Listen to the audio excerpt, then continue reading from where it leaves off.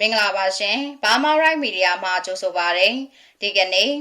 ကြာတာပရိနေမနက်ခင်နောက်ဆုံးညထူးခြားတဲ့များကိုတင်ဆက်ပေးသွားမှာဖြစ်ပါတယ်ရှင်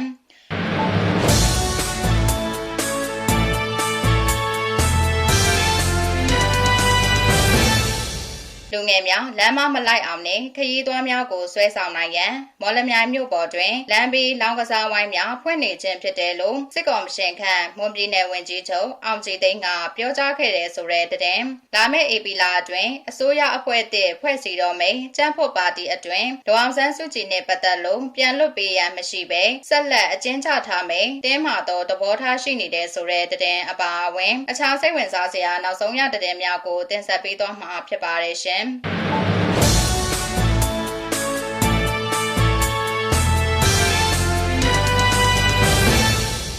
ပထမအဆုံးတဲ့တပေါက်အနေနဲ့လူငယ်များလမ်းမလိုက်အောင်နဲ့ခရီးသွားများကိုဆွဲဆောင်နိုင်ရန်မော်လမြိုင်မြို့ပေါ်တွင်လမ်းဘေးလောင်းကစားဝိုင်းများဖွင့်နေခြင်းဖြစ်တယ်လို့စစ်ကောင်ရှင်ခန့်မွန်ပြည်နယ်ဝန်ကြီးချုပ်အောင်ကြည်သိန်းကပြောကြားခဲ့ကြောင်းသတင်းရရှိပါတယ်ရှင်ဖေဖော်ဝါရီလ24ရက်နေ့ကမွန်ပြည်နယ်အစိုးရအဖွဲ့ရုံးတွင်ပြုလုပ်ခဲ့တဲ့မွန်ပြည်နယ်အတွင်းခရီးသွားလုပ်ငန်းဖွံ့ဖြိုးရေးဆိုင်ရာအစည်းအဝေးအပြီးတွင်အောင်ကြည်သိန်းကအဆိုပါအတိုင်းအလွတ်တဘောပြောကြားခဲ့ကြောင်းမွန်ပြည်နယ်အုပ်ချုပ်ရေးရုံးနှင့်နေဆက်သူတအုပ်ထံမှသိရှိရပါတယ်။မိန့်ခွန်းပြောတာတော့မဟုတ်ဘူး။အစည်းအဝေးပြီးတော့သူ့လူရင်းတွေကိုအလွတ်တဘောပြောတာဆိုပေမဲ့အတီးပေါက်ပြောတာ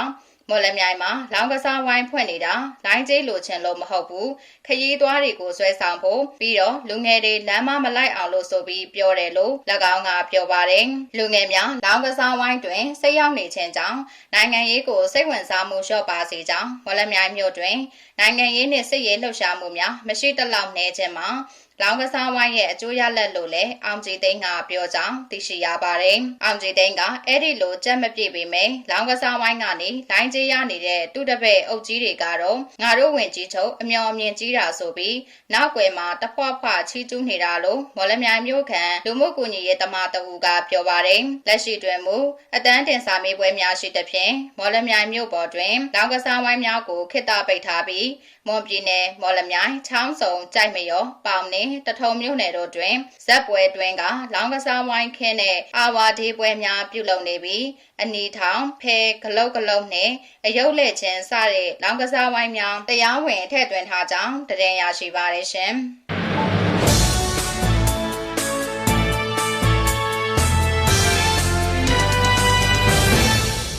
နောက်ထပ်သတင်းတစ်ပုဒ်အနေနဲ့လာမယ့်ဧပြီလအတွင်းအစိုးရအဖွဲ့အသစ်ဖွဲ့စည်းတော်မယ်ကျန်းဖို့ပါတီအတွင်းဒေါအောင်ဆန်းစုကြည်နှင့်ပတ်သက်လို့ပြန်လွတ်ပေးရန်မရှိဘဲဆက်လက်အကျဉ်းချထားမယ်ဆိုတဲ့တင်းမာသောသဘောထားရှိနေကြောင်းကြံ့ခိုင်ရေးပါတီသတင်းရမြစ်ထံမှသတင်းရရှိပါရရှင်ကျန်းဖို့ပါတီအတွင်းအစိုးရအဖွဲ့အသစ်ဖွဲ့စည်းတဲ့အခါ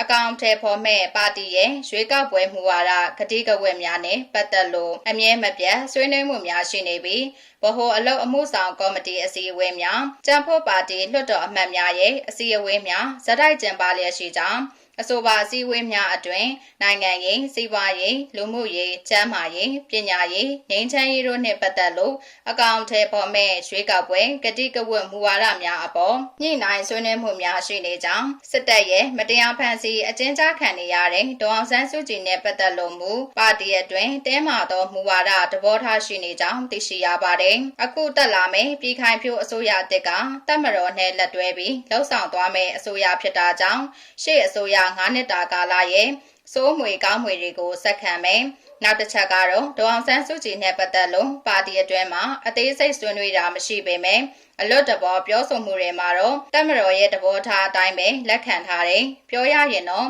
အစိုးရအသစ်တက်လာလို့လေဒေါအောင်ဆန်းစုကြည်နဲ့ပတ်သက်လို့လက်ရှိအခြေအနေအတိုင်းပဲဆက်ရှိမယ်ပြည်ခိုင်ဖြိုးအစိုးရတစ်ကလည်းတပ်မတော်ကသဘောမတူပဲတပ်မတော်ရဲ့သဘောတူညီချက်မရပဲနိုင်ငံရေးအပြောင်းလဲတွေမလုပ်ဘူးလို့ကြံ့ခိုင်ရေးပါတီသတင်းရင်းမြစ်ကပြောပါတယ်အကြံဖက်စစ်တပ်ကလည်းဒေါအောင်ဆန်းစုကြည်လက်ရှိပြည်ထန်ကြခံနေရခြင်းမှာနိုင်ငံရေးမှုမဟုတ်ပဲလက်ပေးလက်ယူမှုနဲ့ရာဇဝတ်မှုများဖြစ်ကြောင်းစစ်တပ်ရဲ့ပြောရေးဆိုခွင့်ရှိသူအကြံဖက်စော်မင်းထွန်းကဇန်နဝါရီလ24ရက်နေ့တွင်မြရီရုပ်သံမှတဆင့်ထုတ်ဖော်ပြောဆိုခဲ့တယ်လို့သိရှိရပါတယ်။ဒေါအောင်ဆန်းစုကြည်တို့ရဲ့အမှုနဲ့ပတ်သက်ပြီးတော့နိုင်ငံရေးအမှုဆိုတာထက်ကျွန်တော်တို့ကဒါရာဇဝတ်မှုနဲ့ပတ်သက်တာတွေဖြစ်ပါတယ်။လက်ပေးလက်ယူတို့ဘာလို့ဆွဲဆိုခံထားရတာဖြစ်ပါတယ်။ ကျွန်တော်တို့အနေနဲ့ပြောချင်တာကတရားဥပဒေအတိုင်းပဲဆက်ဖြစ်ပါလိမ့်မယ်လို့ဇော်မင်းထွန်းကပြောဆိုခဲ့တာပါဒါအပြင်ဒေါအောင်ဆန်းစုကြည်ရဲ့ကျန်းမာရေးမှာကောင်းမွန်ပြီးသူမရဲ့ကျန်းမာရေးအတွက်ကျန်းမာရေးဝန်ကြီးဌာနနဲ့စစ်တပ်ဆေးအဖွဲ့က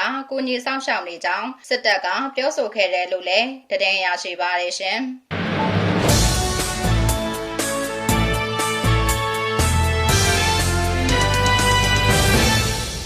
နောက်ထပ်သတင်းတစ်ပုဒ်အနေနဲ့ကရင်ပြည်နယ်မြောက်ရီမြို့နယ်မဲကနယ်ဖလူတော်လန်ပိုင်းမှာဖေဖော်ဝါရီလ24ရက်နေ့နေ့လယ်ပိုင်းကစစ်ကောင်စီတပ်ရဲ့ drone နဲ့တိုက်ခိုက်မှုကြောင့်ဒီမိုကရေစီအကျိုးပြုကရင်တပ်မတော် DKBA တပ်ဖွဲ့ဝင်တချို့တေဆုံးမှုရှိတယ်လို့ဒေသခံတချို့ထံမှသတင်းရရှိပါတယ်ရှင်။တင်ကန်းညီနောင်ဒေသအနီးဖလူကြောက်ခတ်ဒေသစီဆက်တွေထားတဲ့တော်လန်တနေရာမှာစစ်ကောင်စီတပ်က drone နဲ့တိုက်ခိုက်မှုပြုလုပ်ခဲ့တာလို့သိရှိရပါတယ်။ဒေသခံတချို့ရဲ့ပြောပြချက်အရ DKBA တပ်ဖွဲ့ဝင်တွေတိုက်ပါလာတဲ့ကားနဲ့အရက်သားကားတို့တိုက်ခိုက်ခံရတာလို့သိရှိရပါတယ်။အဆိုပါတိုက်ခိုက်မှုကြောင့် DKBA တပ်ဖွဲ့ဝင်2ဦးအရက်သား3ဦးစုစုပေါင်း5ဦးသေဆုံးတယ်လို့ဒေတာရင်းသတင်းရင်းမြစ်ထံမှသိရှိရပါတယ်။သေဆုံးသွားတဲ့ DKBA တပ်ဖွဲ့ဝင်2ဦးရဲ့နှာရည်ကို DKBA ထိန်းချုပ်နယ်မြေအတွင်းဖေဖော်ဝါရီလ25ရက်နေ့မှာပြုလုပ်ခဲ့တယ်လို့လည်းသိရှိရပါတယ်။ drone တိုက်ခိုက်ခံရတဲ့မဲကနယ်ဖလူကြောက်ခတ်တော်လန်ပိုင်းဟာ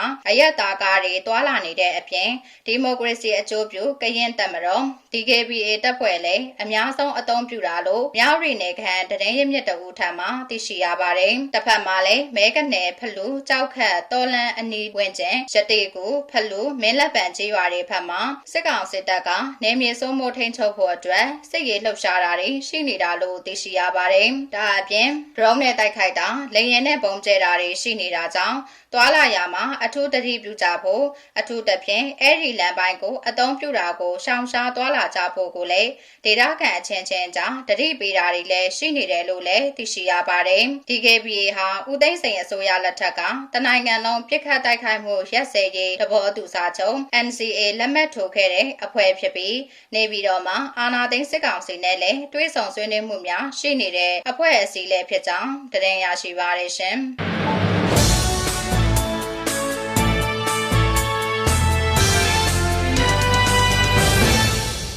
နောက်ထပ်သတင်းတစ်ပုဒ်အနေနဲ့တော်လှန်ရေးတပ်ဖွဲ့များကျင့်သုံးနေတဲ့စစ်နေဗျူဟာများကိုသင်ခန်းစာယူပြီးတံပြန်စစ်စင်ရေးဆောင်ရွက်ဖို့ဒုတိယတပ်မတော်ကာကွယ်ရေးဦးစီးချုပ်စိုးဝင်းကပြောဆိုကြောင်းသတင်းရရှိပါတယ်ရှင်။ရှမ်းပြည်တောင်ပိုင်းရဲဆောင်မြို့အနီးဗဒူတပ်မြို့ရှိတပ်မတော်ကြီးတိုက်ခိုက်ရေးကြောင်းမှာအကြမ်းဖက်ခြေလင်တပ်ရင်းမှုတပ်ခွဲမှုတပ်စုမှုတနန်တာတွေဗိုလ်လောင်းနေနဲ့ဖေဖော်ဝါရီလ24ရက်နေ့တွေ့ဆုံပွဲမှာဒုချုပ်စိုးဝင်းကအဆိုပါအတိုင်းပြောကြားခဲ့တာလို့သိရှိရပါတယ်။လေ့ကျင့်သင်ကြားထားတဲ့စစ်အသက်ပညာများစစ်နည်းဗျူဟာများကိုလည်းလေးလာလေ့ကျင့်လိုက်နာဆိုတဲ့စောင့်ပုံအတိုင်းလိုက်နာဆောင်ရွက်သွားကြဖို့ရဲစွမ်းတက်တီဆိုတာပင်ကိုဗီဇပါတဲ့သူအနှဲငယ်သားရှိပြီးကျမ်းမာကြခိုင်မှုစစ်နည်းဗျူဟာကျွမ်းကျင်မှုတွေနဲ့နေထိုင်ကြဖို့ကိုလည်းပြောဆိုခဲ့တယ်လို့လည်းသိရှိရပါတယ်။အတူအယောင်ရွေးကောက်ပွဲနဲ့ပတ်သက်ပြီး2025ဒီဇင်ဘာလ28ရက်မှစက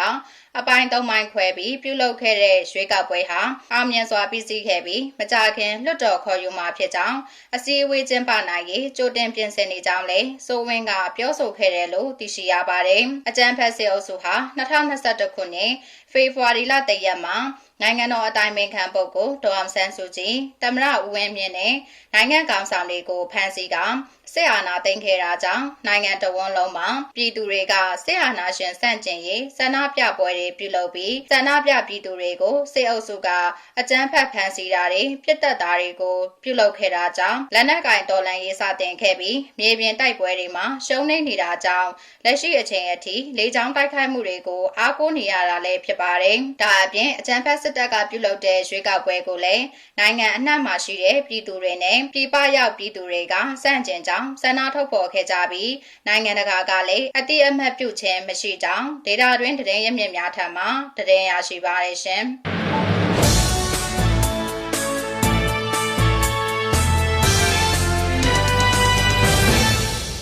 နောက်ဆုံးသတင်းတစ်ပုဒ်အနေနဲ့ဗမာမျိုးသားလွတ်မြောက်ရေးတပ်မတော် BNRA ကရဲဘော်တွေကိုဖမ်းဆီးထောင်ချဖို့မဟုတ်ပဲလမ်းမရောက်အောင်ခဏထိန်းသိမ်းထားတာဖြစ်တယ်လို့ရင်းမပင်ခရိုင်တပ်ရင်း28တပ်ရင်းမှူးဘိုးစွမ်းက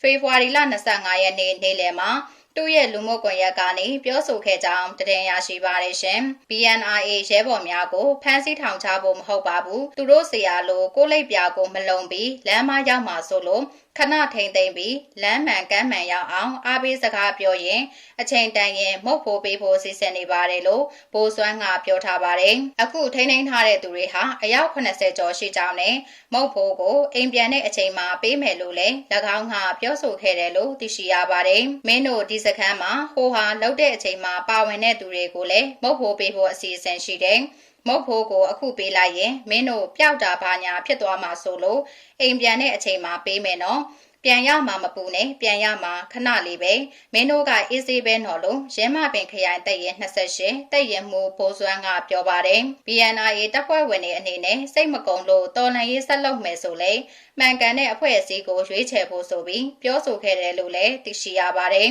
ဘိုနဂါတပ်ဖွဲ့ဝင်တွေကိုဖမ်းဆီးရတာတွေလည်းရှိတယ်လို့လက်နက်ချအလင်းဝင်လာသူတွေလည်းအများကြီးရှိကြောင်းနဲ့လက်နက်ချအလင်းဝင်လာသူတွေကိုဘာမှမလုပ်ဘူးလို့ရဲမပင်ခရိုင်တပ်ရင်တာဝန်ရှိသူတအူးကပြောပါတယ် BNRA တပ်ဖွဲ့ခေါင်းဆောင်ဘိုနဂါဟာ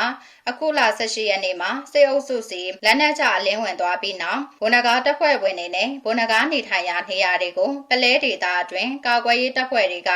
ရှာဖွေဖမ်းဆီးတာတွေလှုပ်ဆောင်ခဲ့ပြီးဖေဖော်ဝါရီလ19ရက်နေ့မှာတော့ BNRA အဖွဲ့ထုတ်ပေးထားတဲ့လက်နက်တွေကိုကင်ဆောင်ထားတဲ့ရဲဘော်တွေအနေနဲ့စကိုင်းတိုင်းရဲမပင်ခရိုင်အတွင်းကခရိုင်မြို့နယ်ပကဖအဖွဲ့တွေစီကိုချိတ်ဆက်ပြီးလက်နက်လာရောက်အနှံကြဖို့ကိုရဲမပင်ပကဖကကြေညာခဲ့တယ်လို့လည်းသိရှိရပါတယ်။ NUG ပြည်ထရေးကဖေဖော်ဝါရီလ18ရက်နေ့ညကဘိုနဂါအမှုတွေနဲ့ပတ်သက်ပြီးထုတ်ပြန်တဲ့အရေးပေါ်ထုတ်ပြန်ချက်ထဲမှာတော့ဘိုနဂါတပ်ဖွဲ့ဝင်150ခန့်ဟာ PDF နဲ့ပကဖတွေစီကိုချိတ်ဆက်အဖမ်းခံခြင်းပူးပေါင်းဆောင်ရွက်ခြင်းနဲ့လက်နက်အနှံခြင်းတို့ကိုပြုလုပ်နေပြီလို့ဖော်ပြထားကအဲ့ဒီနောက်ပိုင်းဖမ်းဆီးရမိတဲ့အရေးအတွက်ကိုတော့ထုတ်ပြန်လာတာမျိုးမရှိသေးကြောင်းသတင်းရရှိပါတယ်ရှင်။